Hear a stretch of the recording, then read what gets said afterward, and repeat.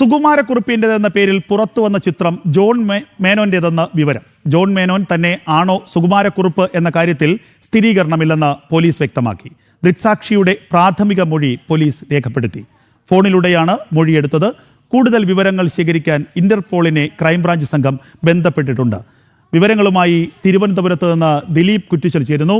ദിലീപ്, സുകുമാരക്കുറുപ്പിനെ കണ്ടു. ബ്രൂണോയിലെ കഴിഞ്ഞ ദിവസം പുറത്തു വന്ന ഒരു ഫോട്ടോ സുകുമാരക്കുറുപ്പിൻ്റെതാണ് എന്ന തരത്തിൽ ചില മാധ്യമങ്ങളിൽ വാർത്ത വന്നു. എന്നാൽ ഇക്കാര്യത്തിൽ ഒരു സ്ഥിരീകരണമില്ല എന്ന് പോലീസ് തന്നെ വ്യക്തമാക്കുകയും ചെയ്യുന്നു. ഈ ജോൺ മേനോൻ തന്നെയാണോ സുകുമാരക്കുറുപ്പ്, അല്ലെങ്കിൽ ജോൺ മേനോൻ ആരാണ്, അദ്ദേഹത്തിൻ്റെ ബന്ധുക്കളെ കണ്ടെത്താൻ കഴിഞ്ഞിട്ടുണ്ടോ? ഇത്തരത്തിലുള്ള എന്തെങ്കിലും നിർണായകമായ വിവരങ്ങൾ ഇക്കാര്യത്തിൽ നൽകാൻ കഴിയുമോ?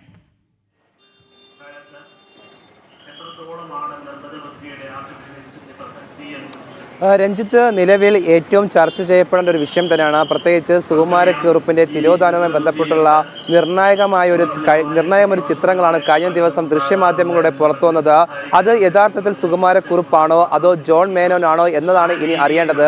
അതുമായി ബന്ധപ്പെട്ടാണ് പോലീസ് അന്വേഷണം ആരംഭിച്ചത്. ദൃക്സാക്ഷി എന്ന് പറയുന്ന ആ വ്യക്തിയുടെ മൊഴി രേഖപ്പെടുത്തിയിട്ടുണ്ട്. പോലീസ്, പ്രത്യേകിച്ച് ക്രൈംബ്രാഞ്ച് മൊബൈൽ ഫോൺ വഴി വിളിച്ചാണ് അദ്ദേഹത്തിൻ്റെ മൊഴി രേഖപ്പെടുത്തിയത്. ആ ഒരു സാഹചര്യത്തിൽ ഇപ്പോൾ നിലവിലെന്തായാലും ഇത് സുകുമാരക്കുറുപ്പാണോ എന്നൊരു സ്ഥിരീകരണം പോലീസിനും വ്യക്തത വരുത്തിയിട്ടില്ല. അതുകൊണ്ട് തന്നെ ഇതിൻ്റെ വ്യക്തമായ സ്ഥിരീകരണം ലഭിക്കണമെങ്കിൽ ഇന്റർപോളിൻ്റെ സഹായം വേണം. അതുകൊണ്ടാണ് ക്രൈംബ്രാഞ്ച് ഇപ്പോൾ ഇന്റർപോളിൻ്റെ സഹായം തേടിയിരിക്കുന്നത്. നിലവിൽ എന്തായാലും ഇത് സുകുമാരക്കുറുപ്പാണോ അല്ലയോ എന്ന രീതിയിലുള്ള സ്ഥിരീകരണം നിലവിൽ വന്നിട്ടില്ല. എന്തായാലും ഇത് നിലവിൽ സുകുമാരക്കുറുപ്പാണ് എന്നടക്കമുള്ള ദൃക്സാക്ഷികൾ വ്യക്തമാക്കുമ്പോൾ അത് കേന്ദ്രീകരിച്ചുള്ള അന്വേഷണം ശക്തമാക്കാണ് ക്രൈംബ്രാഞ്ച് നിലവിൽ തീരുമാനിച്ചിരിക്കുന്നത്.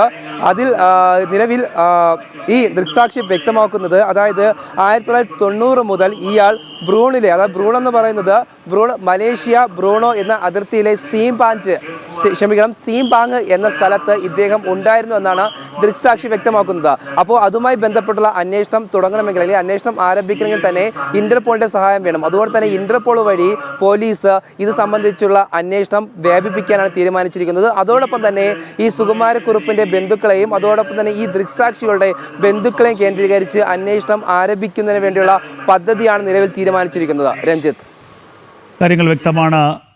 ദിലീപ് കുറ്റിച്ചലാണ് ഇത് സംബന്ധിച്ച നിർണായകമായ വിവരങ്ങൾ പങ്കുവച്ചത്.